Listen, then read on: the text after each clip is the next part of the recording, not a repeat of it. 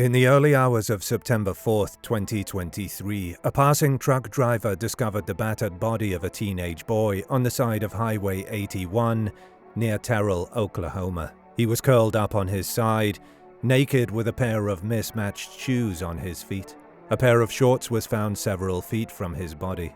The police also found a part of a tooth, a clump of hair, and pieces of a white metal chain nearby. The teenager was later identified as recent high school graduate Noah Presgrove. According to witnesses, Noah had spent the past 4 days drinking and partying with his friends. But no one could explain how he ended up at a remote location near the highway, nearly nude and with few clues that indicate how he died. More than a year has passed since this bizarre case occurred, and the police have not yet found a definitive answer to this mystery. The various partygoers provided conflicting accounts, but the authorities still believe that, although the death itself is suspicious, it is not murder. So, what exactly happened? Welcome to Bad Things True Crime. Today we'll explore the events that led up to Noah's mysterious death and try to figure out what most likely happened.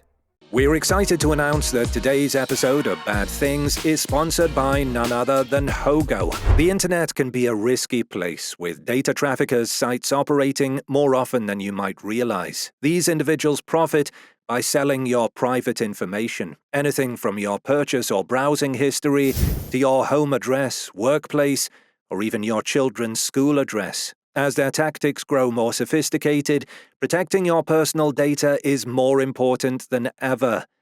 That's where Hogo comes in.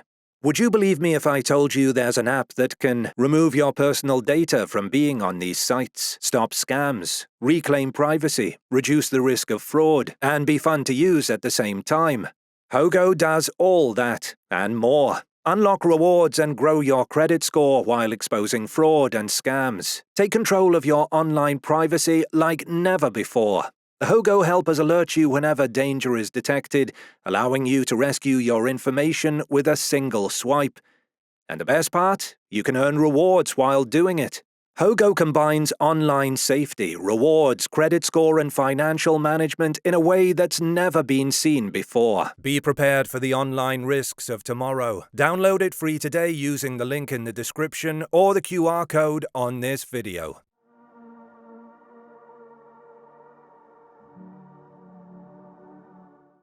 Noah Presgrove was a 19-year-old living in Oklahoma. He was a good, respectful kid, according to his grandmother, Deborah Smith, who had helped raise him. He was well-liked and quite popular in his small town. He was a class clown as well as a four-sport athlete, being a member of the football, wrestling, cross-country, and track teams at the Comanche High School.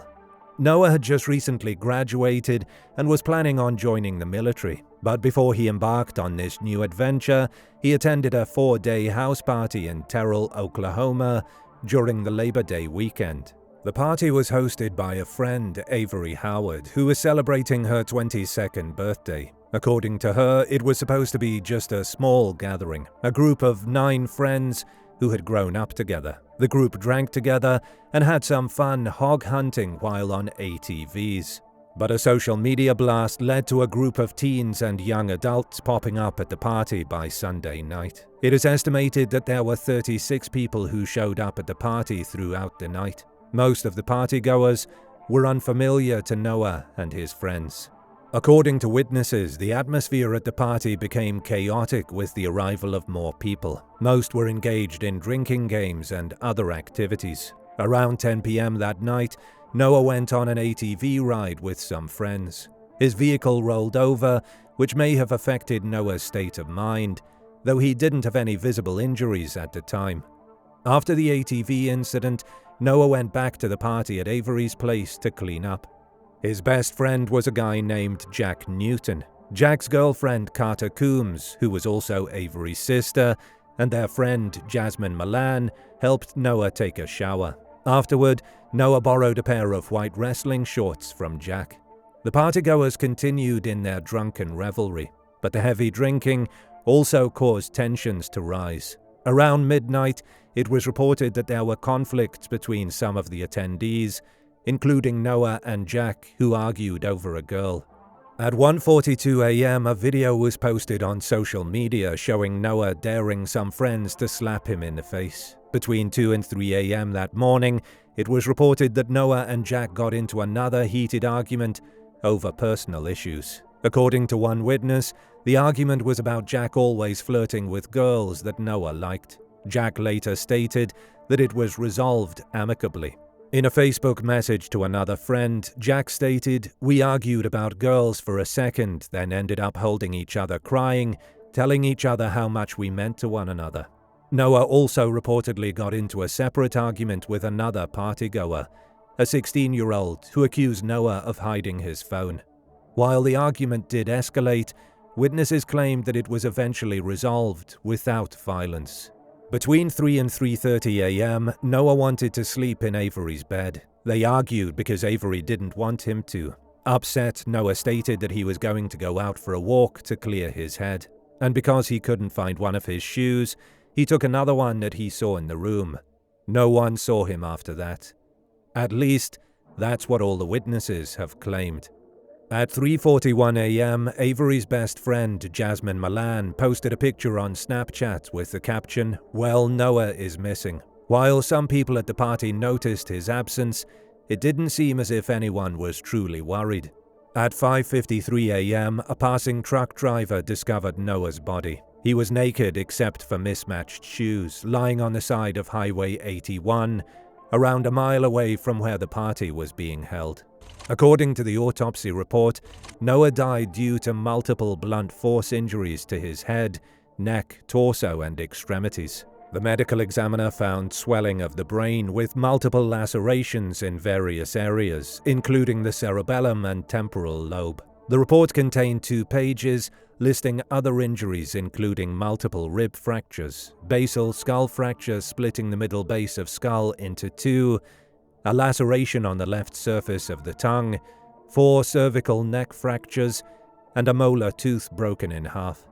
There were grass and debris found clumped in the laces of his mismatched shoes. A drawing in black ink of a stick figure person was found on the side of his right thigh. A chunk of hair was on his right butt cheek. Some of his teeth were found scattered on the ground.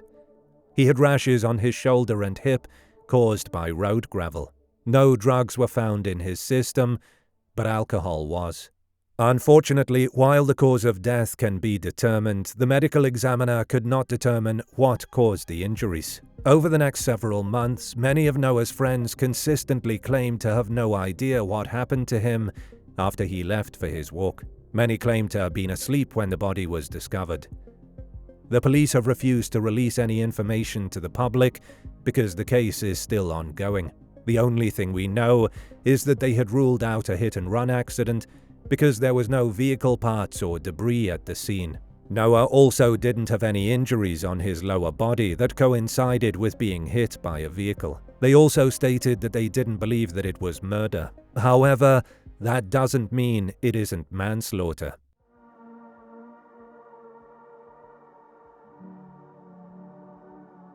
So, what is it really? There are plenty of theories among the public.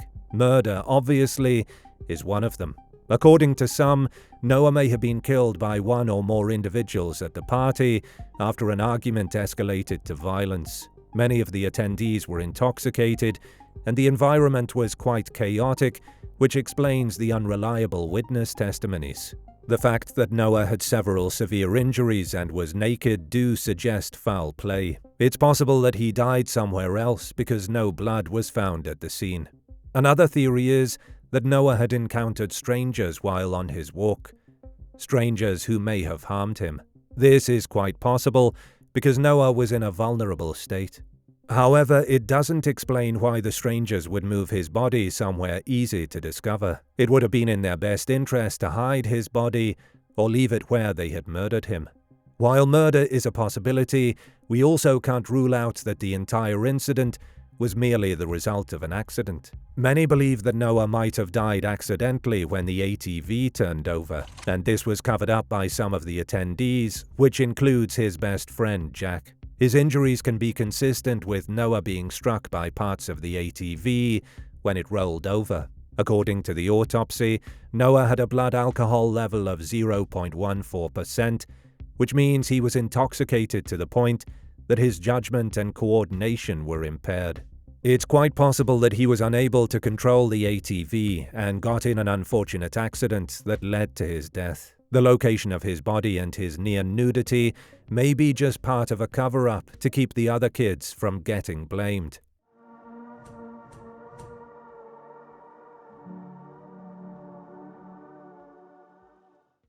Based on the evidence at the scene and the autopsy report, we believe that what most likely happened is that Noah's death was the result of an unfortunate accident. It's not unheard of that drunk teenagers would sometimes do stupid things that lead to horrible, tragic accidents. But if Noah died in an accident, why was there no blood on the scene, and why was Noah naked? It's reasonable to believe that these teenagers and young adults who were on the verge of starting their adult life would be scared of the consequences if this kind of incident ever came to light. So it wouldn't be surprising if they claimed to not know what happened to Noah. It also wouldn't be far-fetched to say that some of the attendees may have actively tried to cover up what actually happened. So we believe that some of them decided to move his body as part of their cover-up. A new witness statement that was recently released seems to support this theory. According to Noah's best friend Jack, he happened upon the scene around 6 a.m. when he was on his way to go fishing with his dad, Caleb. However, one teenager, Caden Pressey, claimed that Jack knew about Noah's death an hour earlier than he stated. In a leaked interview that Caden had with the police, he stated that Jack burst through the door frantic, saying that Noah is dead. Caden, who was woken up by Jack's outburst, looked at his phone and noted the time. In a leaked interview with the police, Caden stated, "He slammed through the door, and he ran back out the door immediately. I look at my phone because I felt like I just went to sleep, and it was 5:15 a.m. Caden claimed that he, along with Mikey, Isaac Rojas, and Brylan Sweat, followed Jack to look at Noah's body. He described seeing Noah's body lying contorted on the side of the road. More importantly, he claimed that Noah was wearing a different pair of shorts to what police had recovered from the scene. Another detail that Caden revealed to police is Jasmine Milan told him Noah had walked off a little before 2 a.m. This is more than an hour to what was previously stated by other witnesses, and way before Jasmine posted about it in Snapchat. According to Caden, he wasn't worried about Noah because he had done this before. "I shrugged it off because Noah always walks off at parties when he's drunk, and he always comes back. We never have to go searching for him." In his interview, Caden stated that he went to sleep right after hearing about Noah, only to be woken up at about 3:20 a.m. by a call from his mother. Caden's mother, Alicia, called to let him know that she and her sister, Caden's aunt, had picked up his cousin, who had also gone to the party. Apparently, his mother and his aunt had noticed that the cousin's Life 360 location was moving, so they decided to pick her up. The cousin was picked up around 3 a.m. on the side of the highway. There was no information provided as to whether this was anywhere near the location where Noah was found. According to Caden, he fell back asleep and only woke up when Jack arrived, frantic. At the time, the 3 other boys with him were also asleep on the couches and floor near him. He did note that 2 of the 3 boys seemed to have switched sleeping positions since the phone call at 3:20 a.m. Caden also stated that one of his shoes, a grey Hey Dude brand, was missing, so he left the house only wearing one. And it was when they discovered Noah's body that Caden realized where his other shoe went, on Noah's foot. They arrived at the scene between 5:20 and 5:25 a.m., and according to Caden, there was a semi-truck facing south as well as a service truck facing north already there. The police hadn't arrived yet. Though it was pitch black, the headlights of the vehicles allowed them to see Noah. According to Caden, his body is laying on its side, but his chest is towards the ground and his head is facing towards the grass. One of his arms was behind his back. There was no blood at the scene, a fact confirmed by the police. However, Caden recalled that Noah was wearing black shorts, the same ones seen in videos from the party. This detail contradicted what other witnesses had reported. "We remember him changing to white shorts after the ATV incident." Caden's claim that Presgrove was still wearing the same shorts as earlier presents a significant contradiction. If true, it could challenge and potentially alter the current understanding of events. There were additional inconsistencies in the various witness accounts. Caden claimed that the driver of the service truck told him to leave, but months later, Jack insisted that he was the one who told the group they needed to go. Additionally, Jack explained that he didn't call 911 because he assumed someone who arrived before him had already done so. It was only later that Jack realized the first call had not yet been made. According to Caden's leaked interview, Jack stayed at the scene while the 4 other boys went back to the house. The girls at the house were crying and asking if Noah was really dead. Caden was then in a daze for some time until Jasmine's mother, Renee Milan, along with her husband, daughter Stephanie Milan, and Stephanie's boyfriend arrived at the house. It was just before sunrise.